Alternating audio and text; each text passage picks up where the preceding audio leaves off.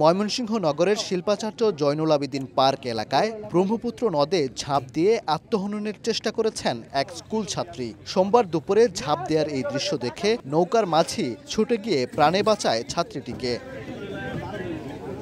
প্রত্যক্ষদর্শীরা জানান, পার্কের ব্যাটবল চত্বরের নিচে নদের কূলে চার দোকানগুলোতে শতাধিক তরুণ তরুণী ছাড়াও পার্কে আসা লোকজন চা আড্ডা দিচ্ছিলেন। ওই সময় হঠাৎ স্কুল ব্যাগ ও জুতা ফেলে নদে ঝাঁপ দেয় ছাত্রী। বর্ষায় ব্রহ্মপুত্র নদে পানি বৃদ্ধি পাওয়ায় স্রোতে তলিয়ে যেতে শুরু করে বোরকা পরা ওই ছাত্রী। তাকে নদে ঝাঁপ দিতে দেখে দৌড়ে নৌকা নিয়ে যান মাঝি স্বপন মিয়া। স্বপন দৌড়ে গেলেও মেয়েটিকে বাঁচাতে ছুটে যায়নি আর কেউ। ওই সময় অনেকেই সেই দৃশ্য মুঠোফোনে ধারণ করতে ব্যস্ত হয়ে পড়েন। কিছুক্ষণ পর আরেকটি নৌকায় আরো 3 ব্যক্তি গিয়ে সহযোগিতা করে মেয়েটিকে নৌকায় তুলে পারে নিয়ে যায়। দোকান করতেছি, ওইখানে দুইটা ছেলে একটা মেয়ে বসে রয়েছে।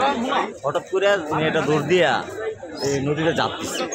ঝাঁপ দেওয়ার সাথে সাথে আমার ছোট ভাই আর আমরা সমান সাথে সাথে গেছি, পরে নৌকা নিয়ে তাদেরকে উদ্ধার করা হয়েছে। নগদের কাছে সব গ্রাহকই প্রিয়, তাই তো সারা দেশে ক্যাশ আউট চার্জ সবচেয়ে কম।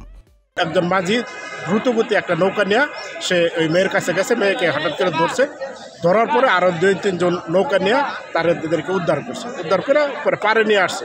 পরে জানতে পারলাম যে প্রেম সংক্রান্ত ঘটনা নিয়েই সে নদীতে ঝাঁপ দিচ্ছে। ওই ছাত্রী নগরের একটি উচ্চ বিদ্যালয়ের 9ম শ্রেণীতে পড়েন। প্রেমিকের সঙ্গে মনোমালিন্য হওয়ায় ঝাঁপ দেয় বলে জানায় প্রত্যক্ষদর্শীরা। ওবায়দুল হক, সময় সংবাদ, ময়মনসিংহ।